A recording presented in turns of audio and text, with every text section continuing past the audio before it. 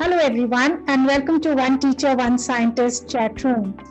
We are here at a very interesting place called the Museo Camera, and we are going to take a round with none other than Aditya Arya, the iconic photographer, who is our guest today and is going to speak about photography and the role of photography in a child's life.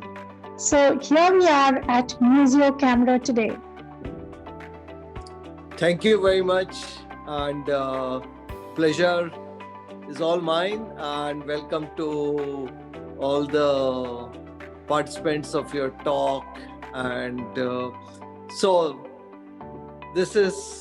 I'm at the Museo Camera, which is probably, we are one of the most unique museum of photography in Southeast Asia, and we are probably one of the biggest museums of photography in Asia, Southeast Asia, which showcases more than 3,000, 4,000 artifacts, photographic ephemera, historical cameras, objects, all kind of things. And it traces the history of photography from the day photography was invented. I'm going to be taking you on your small journey, tour of the museum. The museum traces the history of photography from 1827 to 2010, when Instagram was launched. So one of the first interesting walls here is the people who invented photography. And here is probably the world's first image, which was taken in 1827 by a man called Joseph Onesphore Niepce, who actually made the breakthrough by creating this interesting image, which took him 8 hours to register. So one of the most iconic events in the history of photography happened in 1839. Thanks to a man called Louis Daguerre. Louis Daguerre actually created and announced to the world one of the most famous processes of photography called daguerreotypes, named after him, and which used a camera like this. This is an original camera from 1839, which created small images like this. In 1839, he announced his invention to the French government, and French government actually took away the rights and gifted it to the mankind. And you'll be surprised, 19th August 1839 is known as birthday of photography because of that. So this wall, which actually traces the history of photography, showcases some of the most important processes and also various inventors and their contribution. It's at par with any other museum in the world. Thank you very much. So what we have tried to do here is not only trace the history of photography, but the history of the art movement. Whatever happened in the art, like 1885, pictorialism. Because all these art movements influenced photography. One of the major reasons for establishing this museum of photography was as a teaching aid for the students of art, photography, and to introduce students to the museum culture. Correct. Which is not very prevalent, which is not too common in India. Not too many people go to the museums, not too many people take their children to museums. While abroad, I find that parents, schools, colleges, and institutions actually take their children to museums and introduce them to the history. And see, in the case of photography, one of the reasons for me to I studied history, and I always felt museums contribute a lot to your understanding of anything. It's like a museum of music, or museum of natural science, museum of aviation. It gives you a sense of history. It makes you understand, makes you think. And photography is one art which has a very deep link with the craft and technology. So a museum actually traces the history of art and craft of photography, and it tries to link both art and craft, and helps you understand how the silver grains evolved into today's megapixels. Correct. See, today's megapixel generation has very little idea about cameras like this. Now, this is a camera which was actually invented in 1899 by a subsidiary of Kodak. It was used to create portraits. And this is what the portraits of those days look like. So that's actually a glass negative. So these cameras which shot on glass plates. So, when children actually visit these museums, they can actually get stimulated in so many different ways. Why do you think museum culture has not picked up so much in our country vis-a-vis other countries? Considering that we have a huge repository of heritage, we have a huge repository of being a very old civilization. Where do you think the museum culture got lost? Why didn't it pick up? I'm not too sure whether we had any museum culture. I'm sorry, I just may be disappointing you. We did not have museum culture. Our museums were basically the collections of rich and famous people. Museum is a place which has which should be interpretive, which should help people explore and understand. It should not be what the museums in the old days were known as. In the old days, museums were known as Ajaib Ghars. So Ajaib Ghars were places where you could see ajeebo garib cheezein, strange objects, strange things. They were not interpretive. They did not have any interpretation centers. They did not have any guides to take you around or to explain to you, or explanatory text accompanying the exhibits, which is very essential. Yeah. So museum has a huge role in actually developing interest and absolutely, and also making the visitor curious. Correct. It should your curiosity about that art form or those objects should be ignited, should be encouraged. And only then somebody will say, hey, I need to understand, what is this? How did this happen? Who are these people who actually worked with these devices? So, museum has evolved. The concept of museums have evolved. And in the West, museums are places where school children are taken And it's considered that whatever your classroom teaching is, it has to be supplemented by visit to museums. It has to be,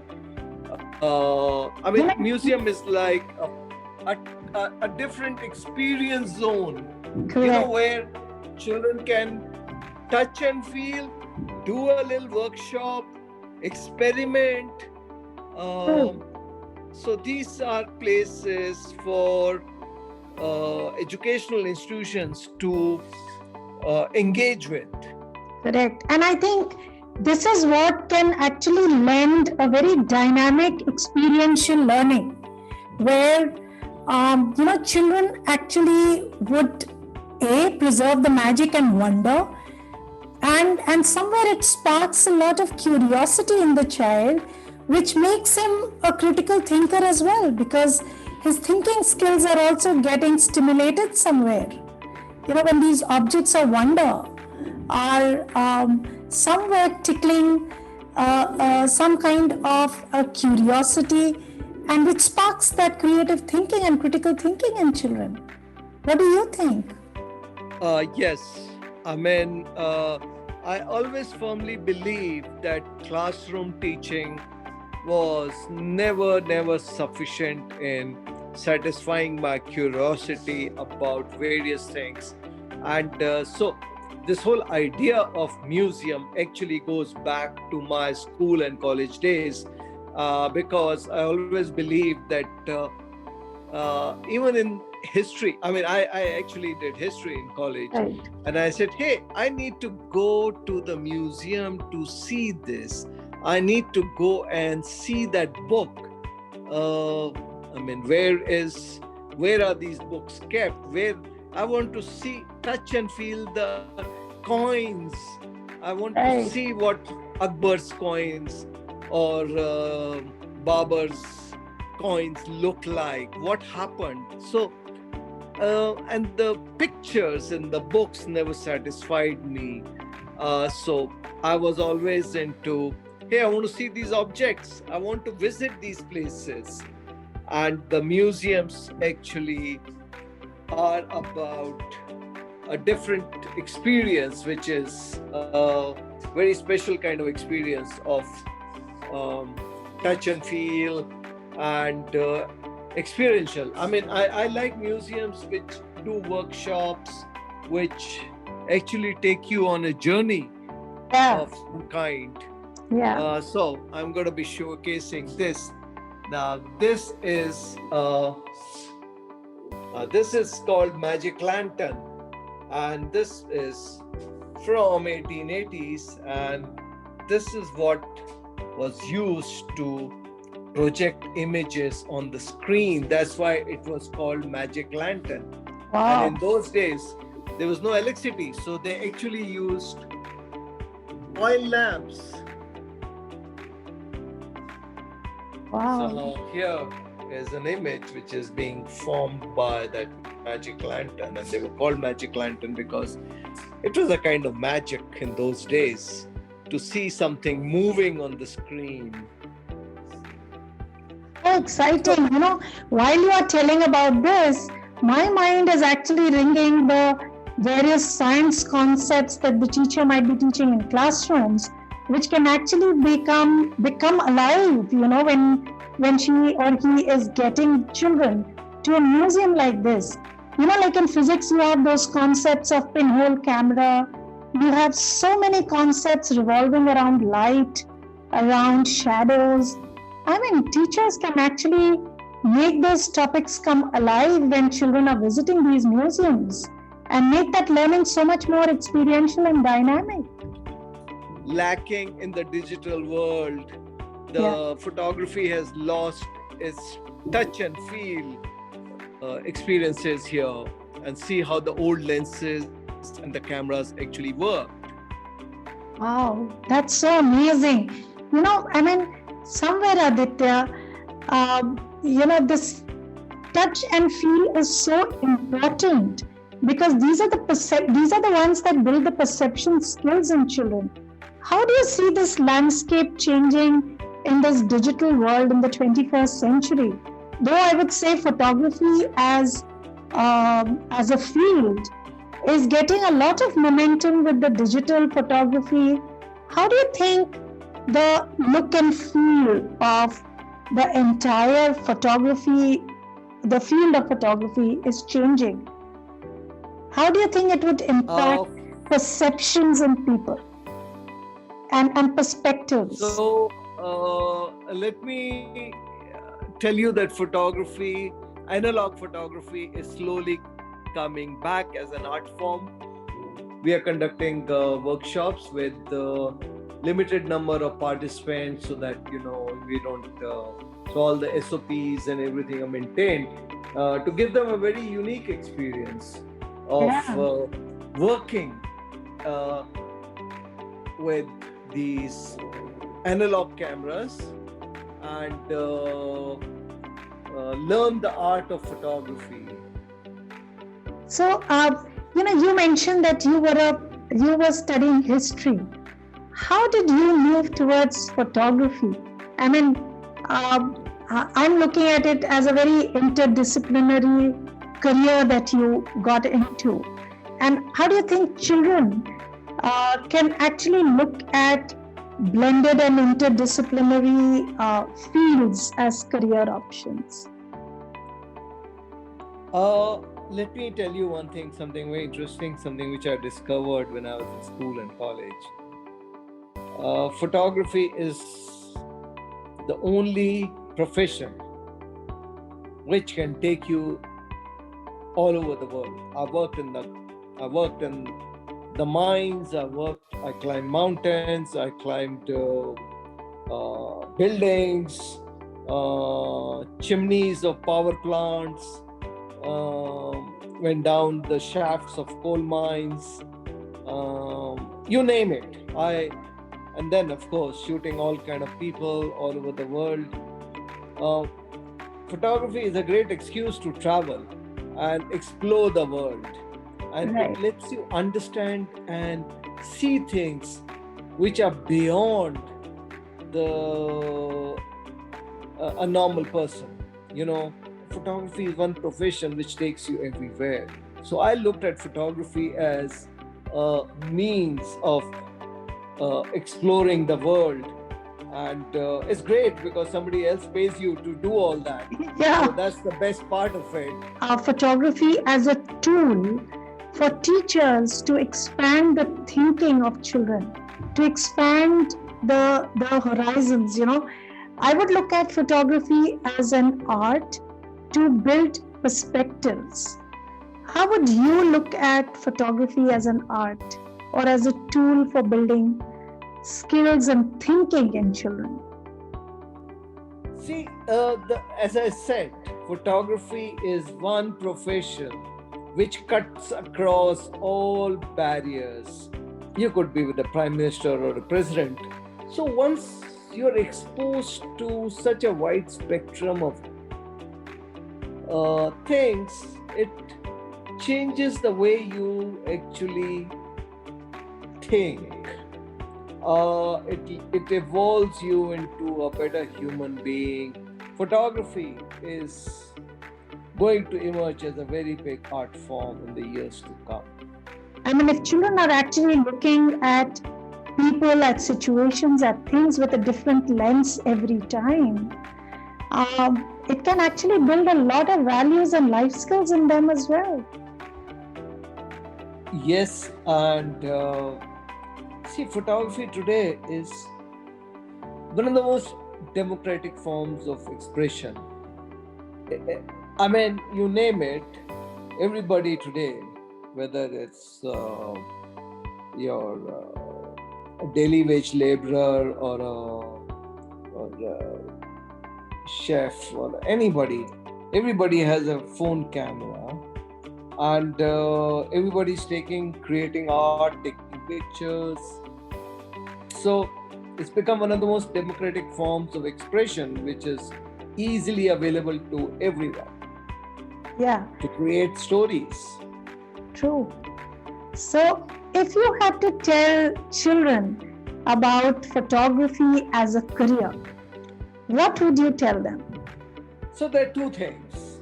Do you want to make money out of photography, or do you want to use photography as something to enrich your life, as an art form, uh, as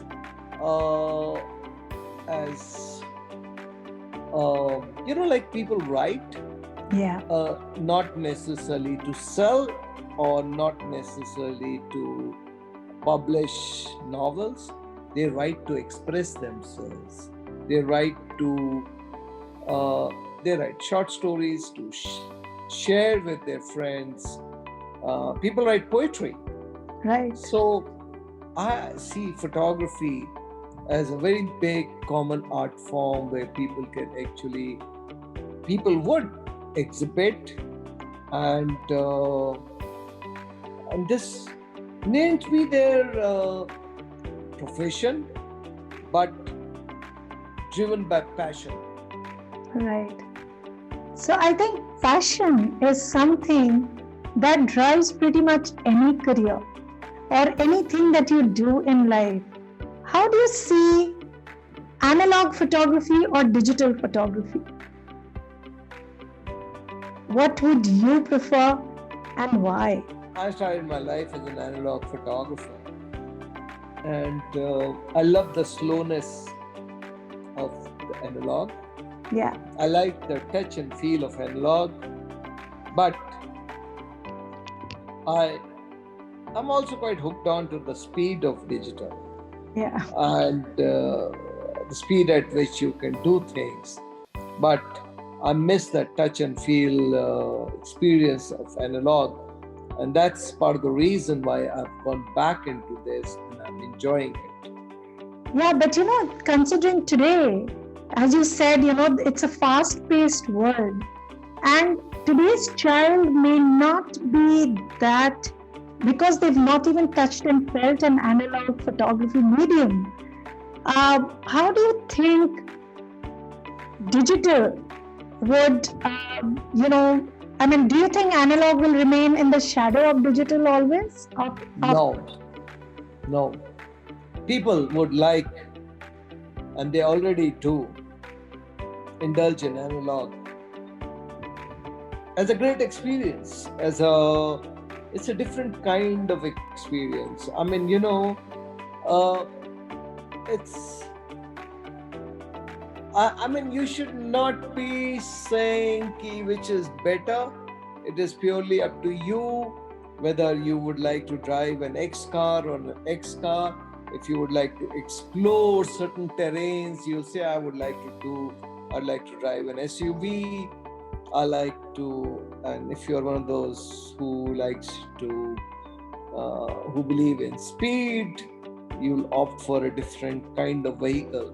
So it's upon what kind of experience, how you would like to look at life. The best part is, there is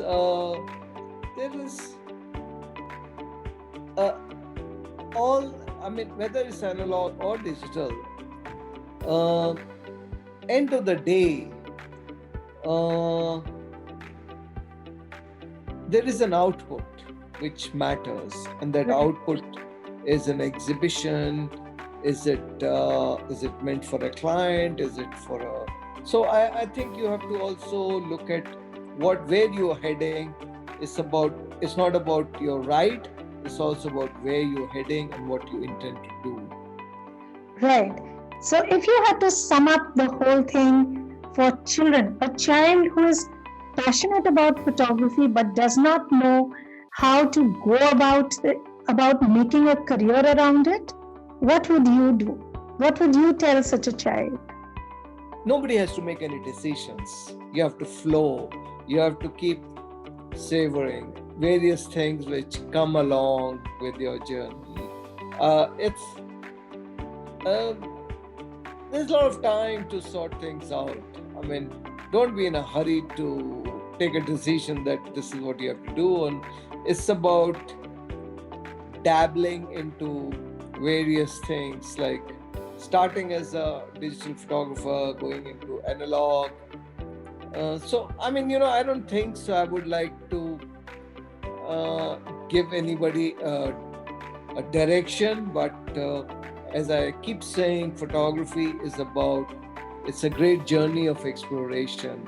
So it helps you create memories. It helps you create stories about things which you like, things which you saw.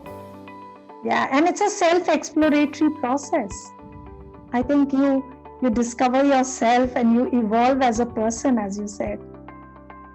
Yeah, because you actually understand. You learn the art of seeing. You look at things from a different perspective. You start seeing. You start actually understanding the society much better. You start understanding people and their various acts. Yeah. Thank you so much, Aditya, for such beautiful insights. And I'm sure many people would be visiting Museo Camera because it is such a wonderful place. And already my mind is ticking as to there are so many topics and subjects that I could teach using all the resources and the galleries that you have at the museum, that I think it can really add a huge experiential dimension to every topic that teachers teach in classrooms. So it's just that schools need to unleash various tools, use them effectively and help children unleash their true potentials.